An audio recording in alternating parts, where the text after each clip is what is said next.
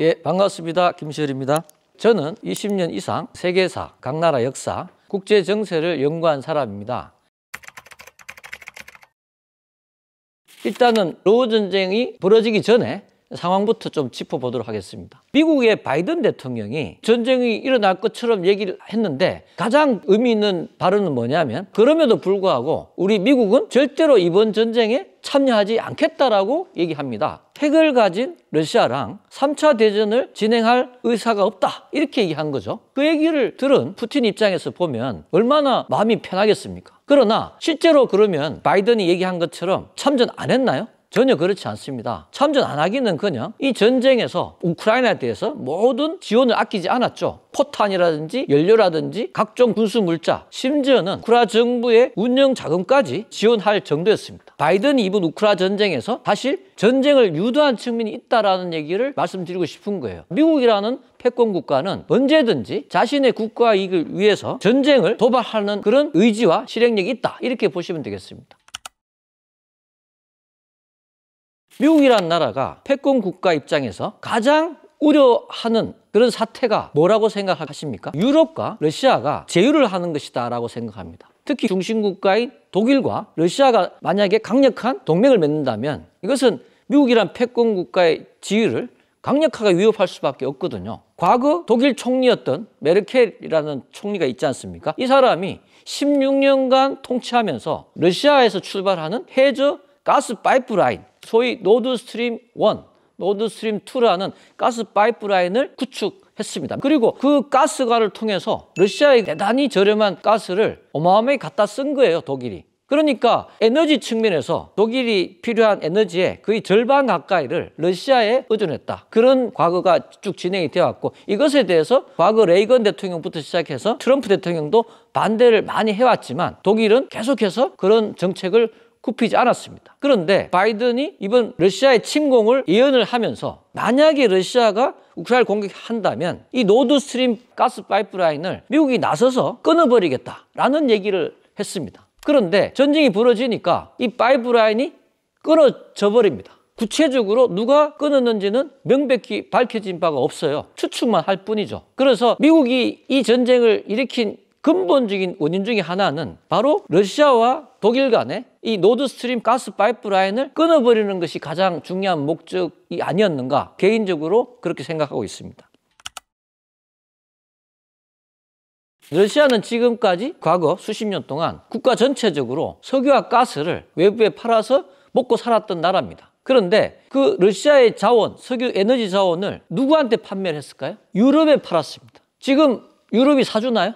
유럽이 사주지 않죠. 가스 파이프라인은 끊어졌습니다. 그러니까 지금 전쟁 상황에서 러시아가 필요한 군수 자금들은 유럽이 아닌 다른 곳에 석유와 가스를 판매해서 벌어들이거든요. 누가 사주나요? 지금 현재? 바로 중국과 인도가 사줍니다. 그런데 그 중국과 인도가 정상 시세의 44% 수준으로 아주 헐값으로 사들이고 있거든요. 그 정도라도 사주기 때문에 겨우 전쟁 자금을 조달하고 있는 거예요. 그런데 문제는 종전이 진행되면 그동안에 쭉 사줬던 유럽 시장을 대체하는 다른 시장이 필요하지 않겠습니까? 푸틴은 그게 가장 걱정이 되는 부분이에요. 그래서 푸틴이 2024년에 중국을 찾아갑니다. 왜? 에너지 협력을 논의하기 위해서 간 거예요. 푸틴과 시진핑이 베이징에서 만나서 논의한 핵심 쟁점은 뭐냐면 POS-2 라인 건설입니다. 푸틴으로서는 유럽 시장을 잃어버린 상황에서 중국 시장이 유럽 시장을 대체하기를 기대한 거니까 그래서 POS-2 라인을 새롭게 건설하자. 근데 규모를 2배로 키워서 건설하자라고 의논을 하게 된 겁니다. 중국의 시진핑 입장은 이것을 쉽게 받아줄 수가 있겠습니까? 만약에 러시아로부터 1년에 500억 입방메타 가스를 추가로 도입한다면 중국 입장에서는 중국의 가스 에너지의 거의 전부를 러시아에 종속될 수밖에 없거든요. 이렇게 하고 싶겠습니까? 전혀 그렇지 않을 거예요. 그리고 또 다른 쟁점은 뭐냐면 도입 단가를 어떻게 할 것이냐라는 문제예요. 당연히 러시아는 정상 시세대로 구매하기를 요구한 거예요. 그런데 중국이 전혀 그럴 의향이 없는 겁니다. 그러면 푸틴 입장에서는 다른 대안이 필요하지 않겠습니까? 그래서 바로 베이징에서 협상이 결렬된 다음에 다른 나라를 방문하거든요. 어딜까요? 평양입니다. 평양을 방문해서 푸틴은 김정은을 만나게 된 거예요. 거기서 이제 두 국가 사이에 철도와 에너지를 협상을 한다는 거예요. 그렇다면 만약에 시베리아 횡단철도가 평양까지 확장 연결이 됐다 가정한다면 푸틴이 엄청난 경제적 이익이 발생할까요? 그렇지 않겠죠. 또 물류가 막 터집니까? 그렇지 않거든요. 그러면 도대체 그 시베리아 철도와 시베리아 가스관의 최종 목적지가 어디일까요? 저는 그것이 부산이라고 생각합니다. 북한을 경유해서 부산까지 가게 되면 푸틴이 원하는 바를 이룰 수 있을 거예요. 미국의 허락이 있다는 전제하에서 만약에 부산까지 철도와 가스관이 연결됐다. 만약에 그런 상황이 벌어지면요. 당연히 한국이 러시아산 값싼 천연가스를 사줄 수밖에 없겠죠. 그리고 일본도 살 겁니다. 당연히 동남아시아도 살 거고요. 심지어는 중국 해안가 지방도 살 거라고 생각합니다. 푸틴이 유럽 에너지 시장을 대체할 동아시아 에너지 시장이라고 구상한 것 같아요. 또 중요한 새로운 전개가 뭐냐면 북한 군대가 동유럽 우크라이나 전선에 투입된 거죠. 한 1만 명 정도의 북한 병사들이 전쟁에 참여하게 된 겁니다. 주로 그 북한에 경보병 사단이 이제 투입됐다고 알려져 있는데 이 사람들이 이 우크라이나 평야를 소총 들고 뛰어다니는 거예요. 그런데 지금 전황을 보면 우크라이나의 드론들 있지 않습니까? 이런 것들에서 이 북한 병사들이 거의 뭐 학살 당하다시피 하고 있다고 발표가 되거든요. 전황의 승패를 좌우할 정도의 변수가 전혀 되지 않습니다. 그렇다면 푸틴이 왜 굳이 필요도 없는 북한 군대를 투입했느냐? 푸틴의 입장에서는 전쟁이 종전되는 게 중요하지 않고 이기냐 지느냐가 중요하지 않고 러시아의 먹고 사는 문제, 즉 밥줄이 끊겼잖아요. 이 새로운 밥줄을 찾아야 되는 상황에서 지난번 철도 에너지를 가지고 논의한 그 사안과 북한 군대의 파견이 연계되어 있다라고 생각합니다. 북한을 경유해서 부산까지 러시아 철도와 가스가 연장되려면 반드시 미국의 허락이 필요하지 않겠습니까? 그런데 미국 입장에서 보면 지금 우크라이나 전쟁을 종전에 대해서 중재를 하고 있고 이 문제로 러시아랑 지금 협상을 하고 있는 거예요. 그렇다면 러시아 입장에서는 미국을 설득하기 위해서는 바로 한반도 문제, 이 북한 문제를 한 테이블에서 우크라이나 전쟁 종전과 함께 미국과 논의하고 싶지 않겠습니까? 그런 이유로 북한 군대가 참전했다 이렇게 보고 있습니다. 지금은 미중 신냉전이지만 과거 수십 년간은 미소냉전이었거든요. 당시는 이 소련과 중공이라는 공산국가가 한 팀이었습니다. 한 팀으로서 미국이 그에 대항하는 형세가 진행이 됐었습니다. 그런데 헨리 키신저라는 천재적인 전략가가 핑퐁 외교라는 이런 것들을 구사해서 중공 끌어안기 전략이 진행됨으로써 오히려 소련과 미국 중공이라는 1대2 구도가 만들어지면서 소련에 절대적으로 불리한 정세가 전개되었고 1991년 소련 연방이 해체돼 버립니다. 그만큼 중요한 전략이었던 거예요. 그러면 지금 새로운 미중 신냉전에서 미국 입장은 미국이 중국을 완벽하게 제압하는 것이 가장 중요한 국가 목표가 될 터인데 이 경우에 가장 중요한 전략으로서 러시아 끌어안기 전략이 지금 진행되고 있다라고 저는 생각을 하고요. 그렇다면 미국 입장으로서는 러시아가 간절히 원하는 에너지 판매에 대해서 일부라도 허락을 할 수밖에 없는 상황이라고 볼 수밖에 없거든요. 그런데 미국의 트럼프가 시베리아 횡단철도 가스 파이프라인을 부산까지 연결시키는 것을 허락한다고 봤을 때 이 시베리아산 아주 값싼 천연가스 PNG라고 보통 얘기하거든요. 파이프라인 내추럴 가스.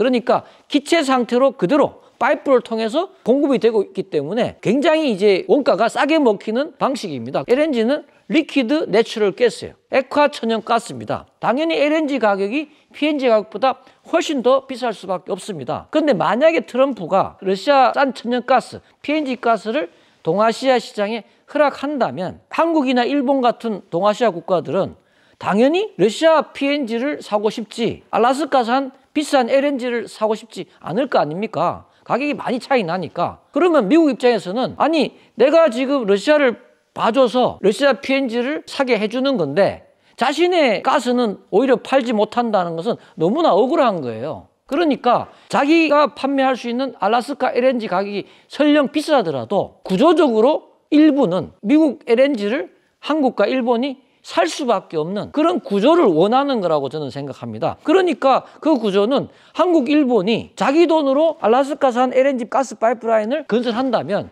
자기 돈으로 만든 거니까 그리고 약속을 하겠죠. 일정 부분은 장기적으로 비싸더라도 구매한다라는 것들이 이제 진행이 될 것 같습니다. 트럼프가 상호 관세니 경제적 압박을 운운하면서 알래스카 LNG 파이프라인에 대해서 한국과 일본이 사업에 참여해야 된다라고까지 얘기를 했고, 자, 이것이 결국은 아마 표현은 하고 있지 않지만 한반도까지 내려오는 러시아산 가스관을 염두에 둔 그런 발언이 아닌가라고 생각합니다. 중국은 대만을 수복하는 것이 중국을 통일하는 길이기 때문에 가장 중요한 국가 목표라고 보고 있습니다. 만약에 중국이 대만을 침공하게 되면 미국이 이 전쟁에 100% 참여합니다. 미국은 대만을 잃어버린다는 것은 우크라이나랑 비교할 수 없는 정도의 큰 손실입니다. 그러면 대만 전쟁에서 미중 충돌은 불가피하다. 이런 상황이 예상이 되는데 과연 미군이 셀까요? 중국군이 셀까요? 당연히 미군이 셉니다. 비교가 안 돼요. 중국은요, 미군 군사력이 자신보다 훨씬 강력하기 때문에 전 세계의 미군 군사력이 완벽하게 분산되어 있는 상태를 원하는 겁니다. 자, 러시아가 이 전쟁을 시작하기 전에 시진핑을 만나러 중국을 방문하거든요. 그런데 여기서 중국의 시진핑이 푸틴에게 중러 관계는 리미트가 없는 관계다, 이렇게 얘기한 겁니다. 상한선이 없다는 뜻이에요. 그리고 그 얘기를 듣고 너무나 기분이 좋은 푸틴이 침공을 한 거예요. 그것을 다시 해석한다면 러시아 우크라이나 전쟁을 중국의 시진핑이 다주했다라고 볼 수도 있습니다. 왜? 미국의 군사력을 분산시킬 수 있으니까요. 그리고 2024년에는 중동에서 가자의 하마스라는 준테러 집단 같은 세력이 이스라엘 공격하지 않습니까? 그런데 하마스는요, 스스로 독립 생존할 수 있는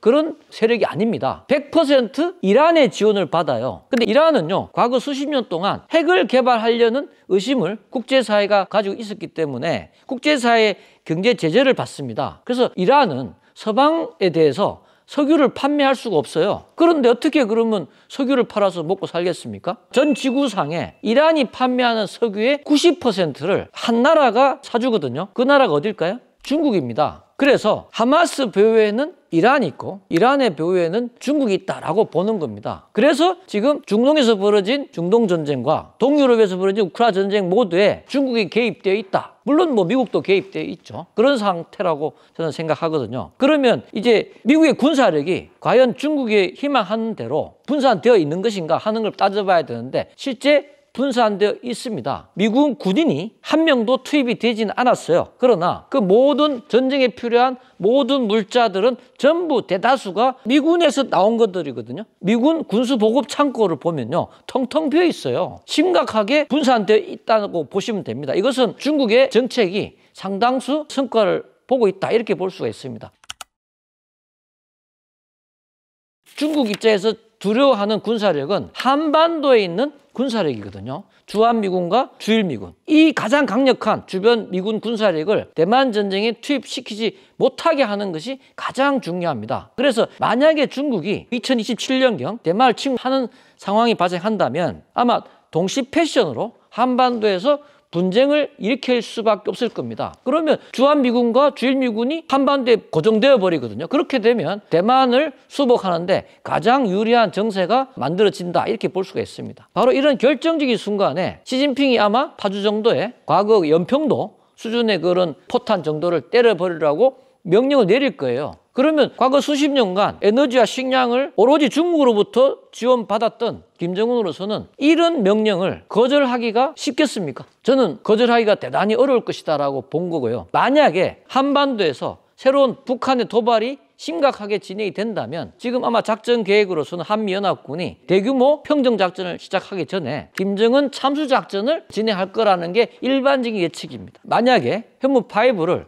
김정은 참수작전에 활용한 경우를 한번 생각해 보세요. 만약 유사시에 전쟁이 발생했을 때 북한의 김정은이 지하 방카에서 전쟁 지휘를 하지 않겠습니까? 그 전쟁 지휘를 하는 지하 방카가 그 위치가 다 이미 노출되어 있습니다. 자, 그럴 경우에 이 현무5 미사일이 최소 100m 이상을 내려가지 않겠습니까? 그리고 터질 텐데요. 만약에 김정은이 그거보다 훨씬 더 깊이 200m, 300m에 있다 하더라도 과연 살 수 있을까요?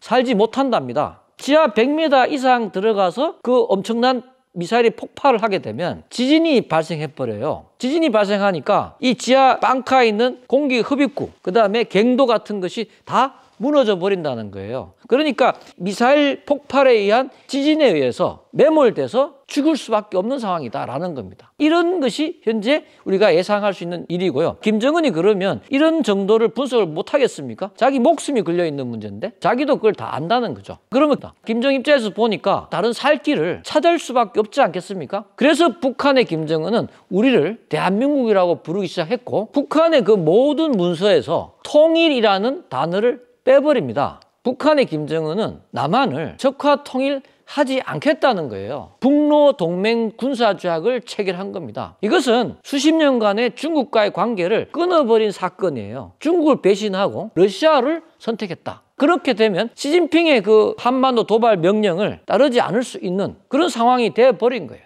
제가 준비한 내용은 여기까지입니다. 고맙습니다.